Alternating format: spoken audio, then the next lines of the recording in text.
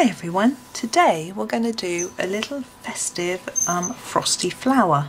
So I've picked this one. Now this is a postcard, a World of Flowers postcard, but you will find this flower in your World of Flowers book if you've got it.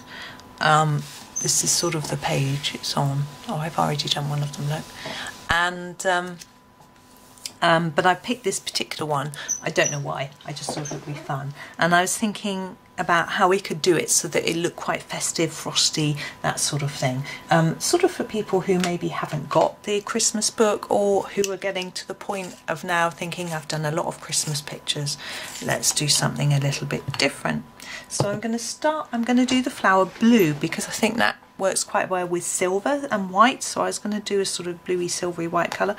Now this is my number, I'm going to be using Polychromos, this is number 155. I don't have the names to hand, but I shall pop them in the description for you, and I'm just going to start colouring the petals.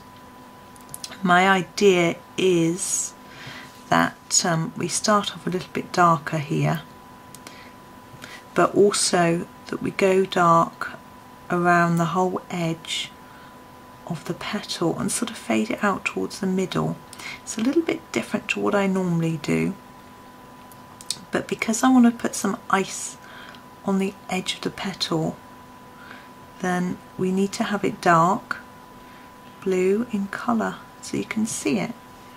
So do the same with all of them, so darker around the edge, and then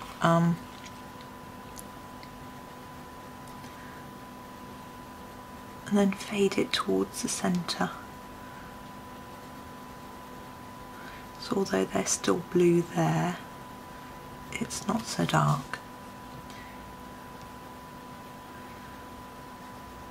And I also associate blue with winter and cold, so it's a cold colour. So, but you could do this with any colour. I think it works better with cold colours, so a pink I find quite cold, or a purple as well would work well. Obviously you can use any colour, any brand of pencil you want to. It's just about thinking about the effects really. And I wouldn't do it sort of yellow or orange. I always think those are very warm colours, or red and summery, and so I don't think it would quite work, although red of course is Christmassy, so that probably could work. Now, but if I was going to make this red, I would probably do a sparkly gold centre on it or something like that. Red and gold and green are my favourite Christmassy combinations. It's probably a bit old-fashioned, but it's just what I like. So we're going to go all the way around the same. If you wanted to make it a bit different, you could always do each petal a slightly different shade, maybe every other one if there's an even number on this particular flower. Or you could use 3 colours if there isn't, if that would, depends how many petals there are. 1, 2, 3, 4, 5, 6, 7, 8. So there's 8, so it's a nice even number, so you could do 2 different shades of blue, something like that. There we go. That's all I'm doing for that bit. I'm going to do these bits here that look like leaves. I'm not going to do them as leaves, I'm going to do them as petals as well. And I'm going to use this colour here, which doesn't even have a number on because it's so little. And I shall, as I say, it'll be in the description. I love this colour, and you're all shouting at me what it's called, and I don't know. So anyway, as I say, it will go in the description. So with this one, I'm just doing an even colour of all of it. I'm not trying to shade it because it's a little bit smaller. And yes, it probably is supposed to be a leaf, but you know, I couldn't think of a leaf colour that would go with a blue flower, so I thought I'd just do it blue. Now the centre, I'm thinking pink or purple, and probably, and I want it to be quite cold. I'm looking at the pinks here thinking I think I'm going to go for this middle purple pink colour. I'm going to start off gently because I'm not really sure how it's going to work. So it's bringing some warmth into it because of the sort of reddish tone. But I'm going to keep it light at the moment. I think what I'm going to do is go darker around this edge here. And then make it lighter towards the middle.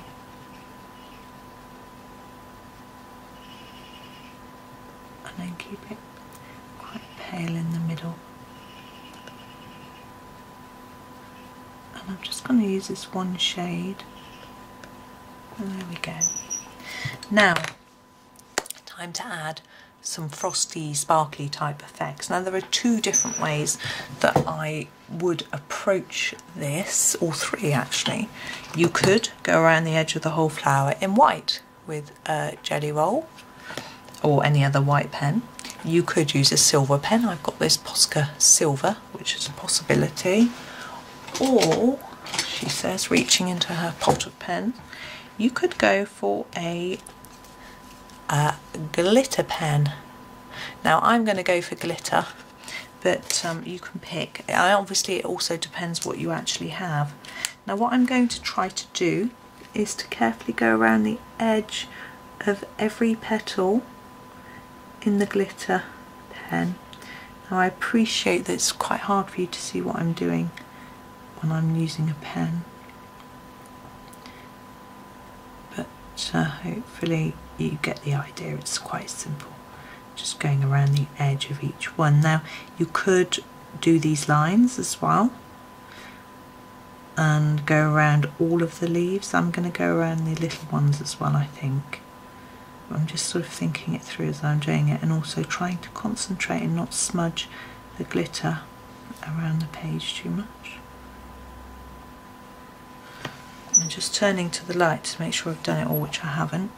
That bit hasn't got any on. That's better. And then I'm going to go around these little pieces as well. What I'm doing is in stages, and then I'm looking at it and seeing whether I think it's too much or if it needs a little bit more. Because I don't plan beforehand, I have to just think about how it looks. And I'm also going to go around this edge. Now it's a bit tricky because it's quite small and bumpy. I'm just going to sort of guess a little bit, go around the edge of here.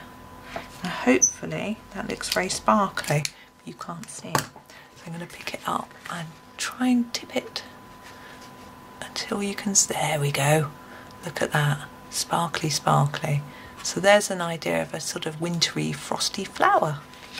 So I hope you enjoyed that. Thank you very much for watching, and happy colouring.